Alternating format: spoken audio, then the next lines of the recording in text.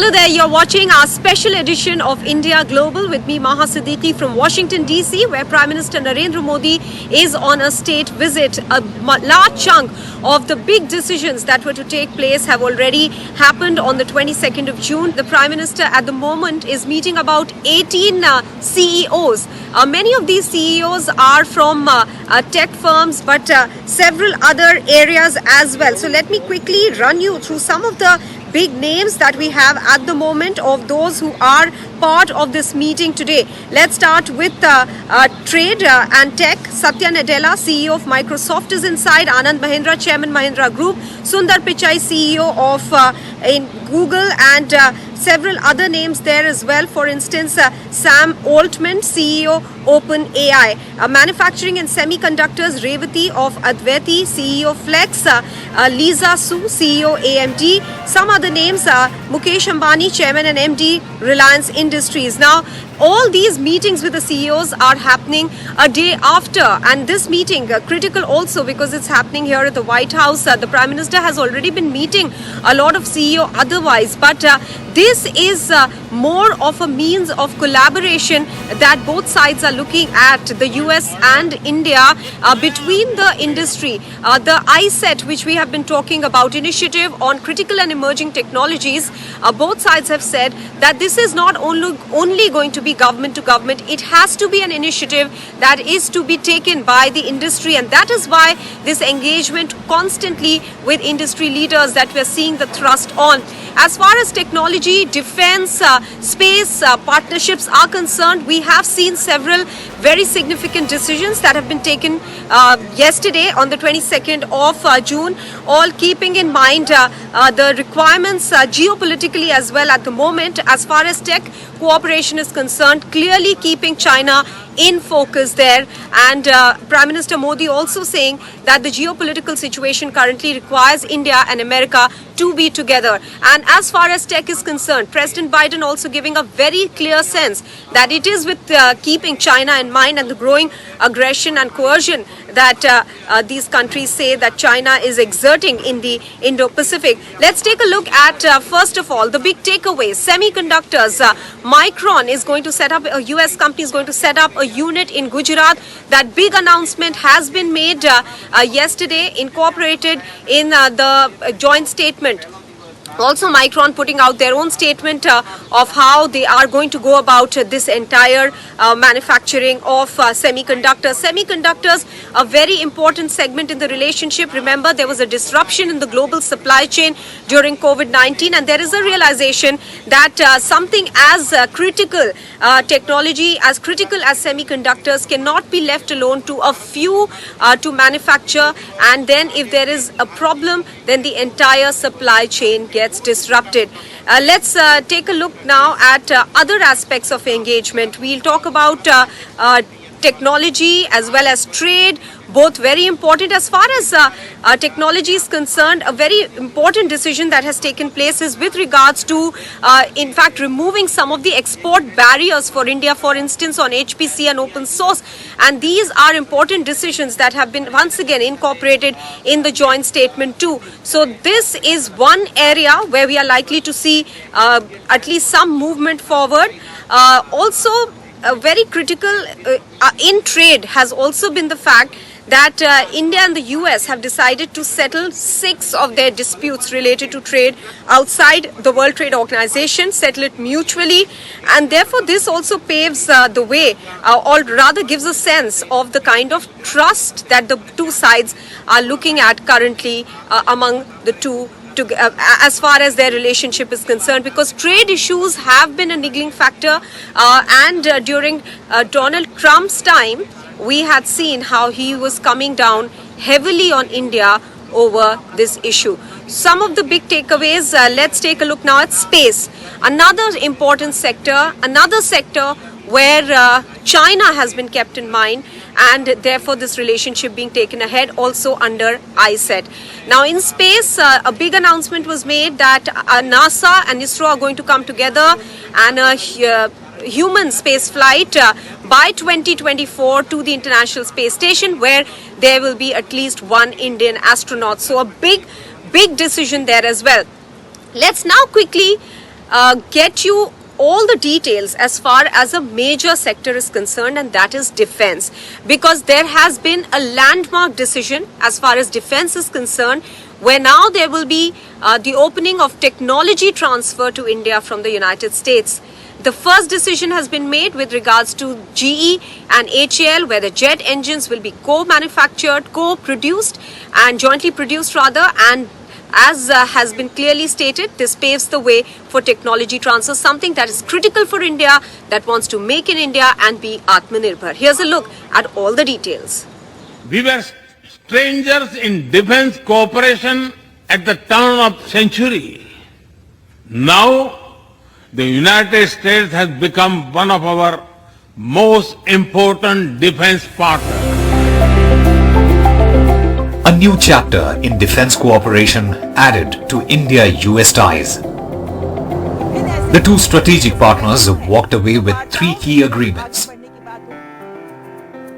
In a major push to make in India in the defense sector, the GE Hindustan Aeronautics Limited deal to jointly produce F414 jet engine in India means a greater transfer of US jet engine technology than ever before. Bharat और America के बीच करीबी रक्षा सहयोग हमारे आपसी विश्वास और साझा रणनीतिक प्राथमिकताओं का प्रतीक है।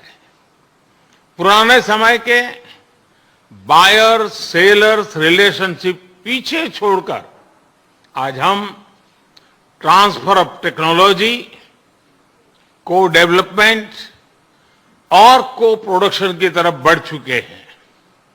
जनरल इलेक्ट्रिक द्वारा भारत में टेक्नोलॉजी ट्रांसफर के माध्यम से इंजन बनाने का निर्णय एक लैंडमार्क एग्रीमेंट है। On the surveillance front, procurement of close to 30 armed drones will increase India's intelligence gathering and reconnaissance capabilities, especially along the border areas. A master ship repair agreement has been inked between the US Navy and Larsen & Toubro shipyard in Kattupalli, Chennai. And 2 other such agreements are close to being finalized. These will allow US naval vessels deployed in the Indo-Pacific region to undergo service and repair at Indian shipyards. We are growing our major defense partnership with more joint exercises, more cooperation between our defense industries, and more consultation and coordination across all domains. US accounts for 40% of global arms transfers, and India remains the world's largest importer. So the latest deals suit both to the T. Be it the Defense Innovation Bridge Indus X that was inaugurated during Lloyd Austin's visit in June, or a new defense industrial cooperation roadmap that will boost collaborative research, testing and prototyping of technologies. Clearly, the long winter of no defense technology transfers from US to India has finally ended. Bureau Report, NDTV. There have been some substantive outcomes from the Prime Minister's state visit to the United States. Does this also mean that India and the United States, the reflection from these outcomes, that they are taking each other in a tighter embrace? Let's try and understand what it means for the future of the relationship. We have with us ORF America's Dhruv Jaishankar. Many thanks for speaking with NDTV.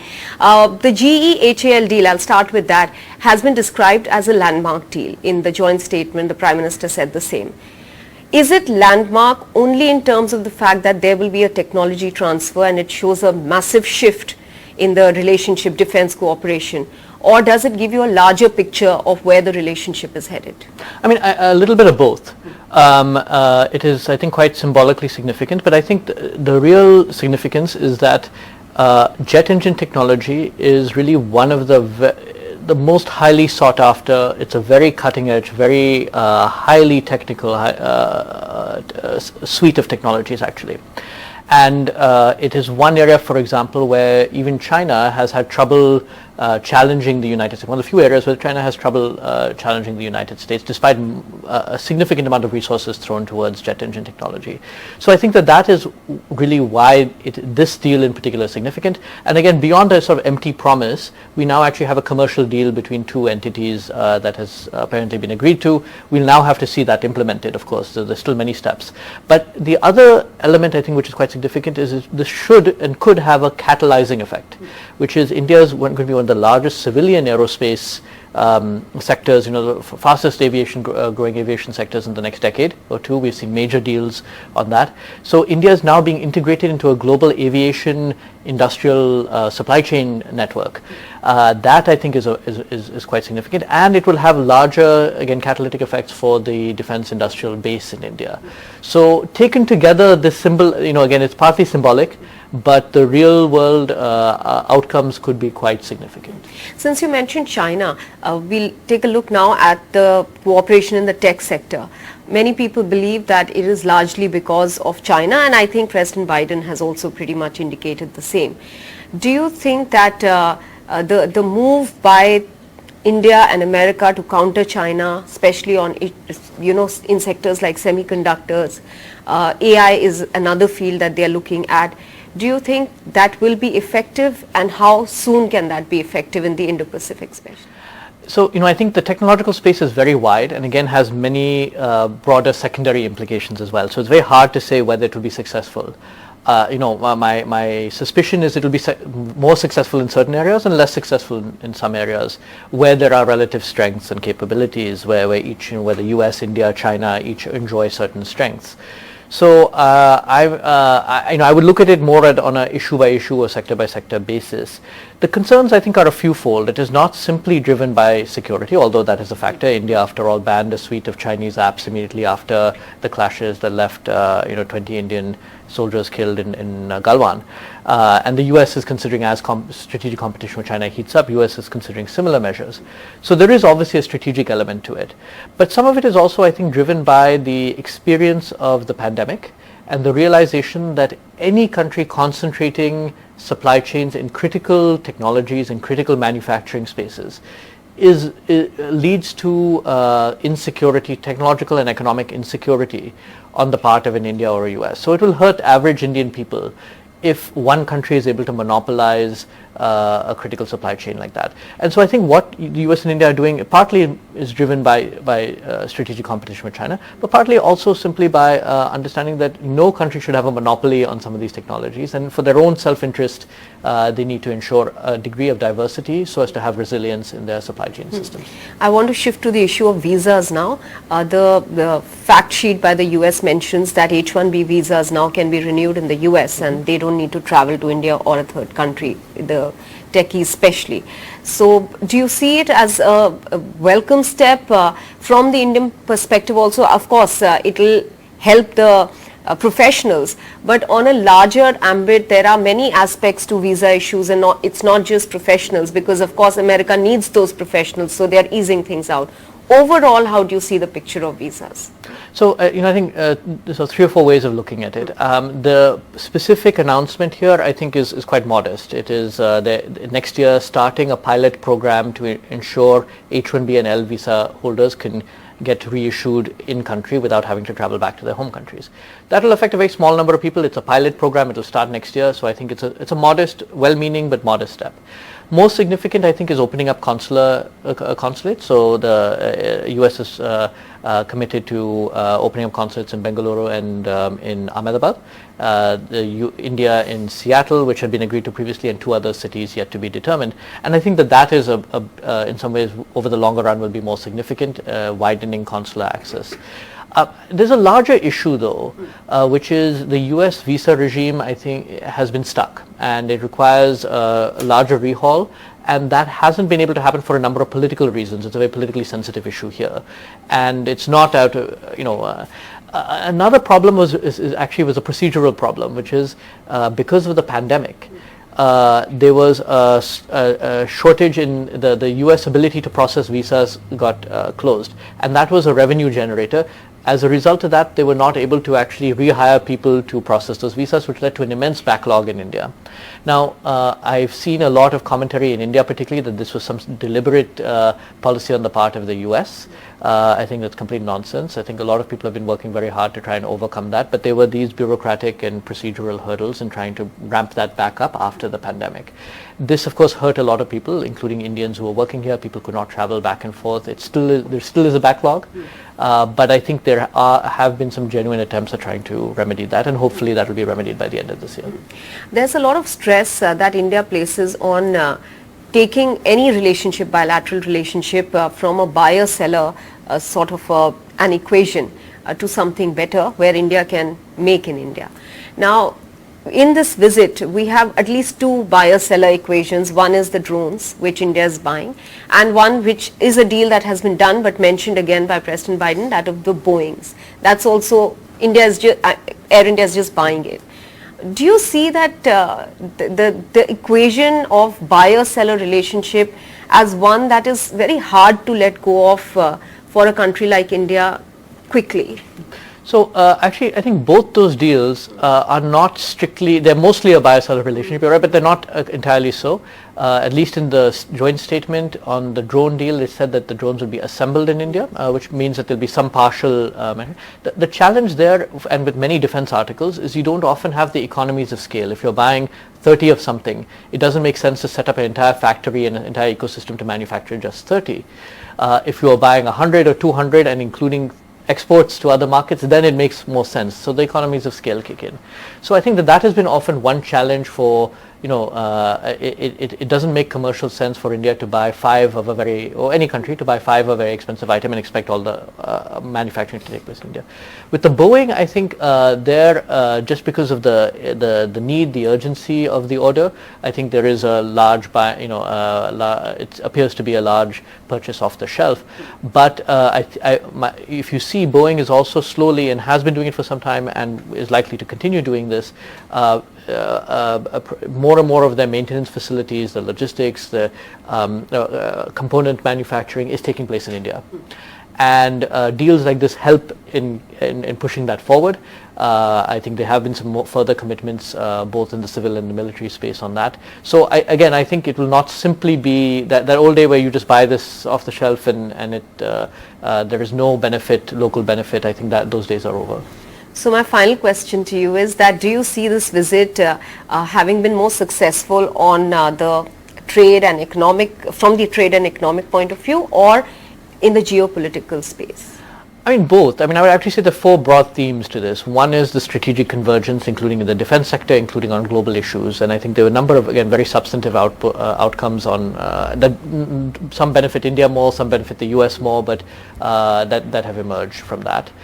Including, I was a bit surprised actually to see the US commitment to include India in certain international organizations, the International Energy Agency, the invite to APEC, in the APEC summit later this year. So that I think is why the US has been including IPOI, the Indian-led initiative. So that is, I think, one set of issues. Second, on the commercial side, broadly, and I think we had, again, in contrast to nice words, we had some actual deals that were concluded in the last few months and weeks. The third, I think, is technology and a broader technological convergence, including at the R&D level. And the fourth, I would say, is the people-to-people connect, which is, again, actual scholarships, increasing visa access, educational opportunities, and so forth. So I think that, if you take in, those would be in my 4 big themes from the visit. All right. Thank you very much for speaking with NDTV. So there have been some big outcomes as far as visa is also concerned, though this is a policy decision that is meant to be taken by the US side. And Dhruv Jaishankar there said that this may appear to be big, but it isn't if you look at it in the larger ambit. However, this is perhaps some way of showing at least that some steps are being taken to ease the visa situation out.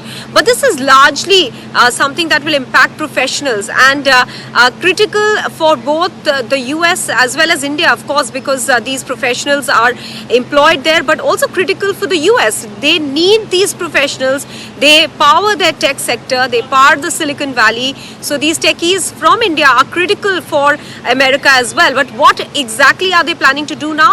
During the COVID-19 pandemic, we'd seen a lot of problems where people whose H-1B visas, which are for professionals and largely techies have them, they were not able to return to the country even when tragedy struck. If their visas were expiring, to keep maintaining their status, they had to remain there in the US. Many couldn't travel for a long time back. Now what the US has done is that they have made a change that H-1B visas can be renewed while those people are in US itself. They don't need to travel back to India or some third country for a renewal. Meanwhile, yesterday at the press briefing, Prime Minister Modi and President Biden both answered questions with regards to democracy and human rights and how they plan to uphold them in their countries and what is their view on human rights vis-a-vis democracy. Let's listen in to what the two said. Bharat में सरकार के जो benefits हैं वो access to all है, जो भी उसके हकदार हैं उन सबको मिलते हैं। इसलिए भारत के लोकतांत्रिक मूल्यों में कोई भेदभाव नहीं है, न धर्म के आधार पर, न जाति के आधार पर, न उम्र के आधार पर, न भूभाग के आधार पर। Well, look, the Prime Minister and I had a good discussion about democratic values, and that's the nature of our relationship. We're straightforward with each other, and we respect each other. One of the fundamental reasons that I believe the U.S.-China relationship is not in the space it is in the U.S.-Indian relationship is that there's an overwhelming respect for each other because we're both democracies. Now, the visit of the Prime Minister will end here. The next leg of his visit to Egypt will start, and there's a connect there, a place of religious significance that he'll be visiting in Egypt. Why it's significant? Find out. Prime Minister Narendra Modi inaugurating the new campus of the Safai Academy in Mumbai. This was his most recent interaction with the Dawoodi Bohra community. As he heads out from Washington DC to Cairo, a high point of his first visit to Egypt will be his visit to the Imam Al-Hakim Mosque. The re-innovation of recently reopened Al-Hakim Mosque was co-founded by the Dawoodi Bohra Muslims. Bohras draw their roots to Egypt. Nearly for 5 generations, they have made their home in India. The community acts as a link between Egypt and India. Dawoodi Bohras have been an integral part of all of Prime Minister's diaspora events. Be it the Madison Square Garden event in New York or the Olympic Park Arena address in Sydney. Dawoodi Bohras have always been there to greet the Prime Minister.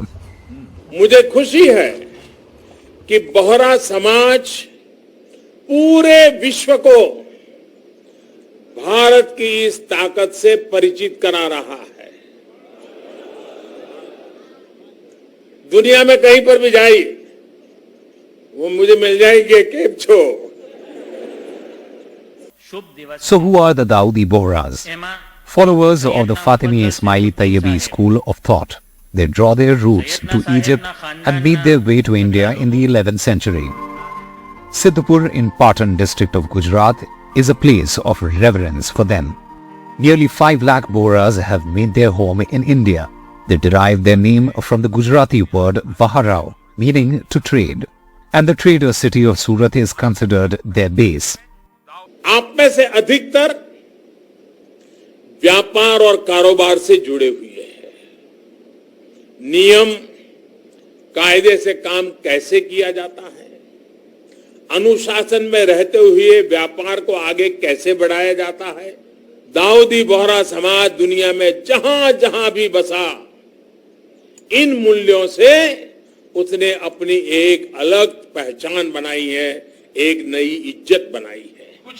Prime Minister Modi has had a warm relationship with the Dawoodi Bohras dating back to his Gujarat Chief Minister days. In 2015, Prime Minister Modi had paid a visit to the present religious head of the community, Sayyidina Mufaddal Saifuddin. with whom he has always shared a cordial relationship. In 2016, Sayyidina called on the Prime Minister, and the latter fondly reminisced his relationship with 4 generations of the Dawoodi Bohra religious heads. In 2018, he addressed the Ashara Mubarak, commemoration of the martyrdom of Imam Hussain at Indore's Saifi Mosque, where over 1 lakh members of the community had participated. And in Cairo, Prime Minister Narendra Modi will once again cement ties with the Dawoodi Bohra community. With Ahmed Nagib in Cairo, Usama Shah for NDTV.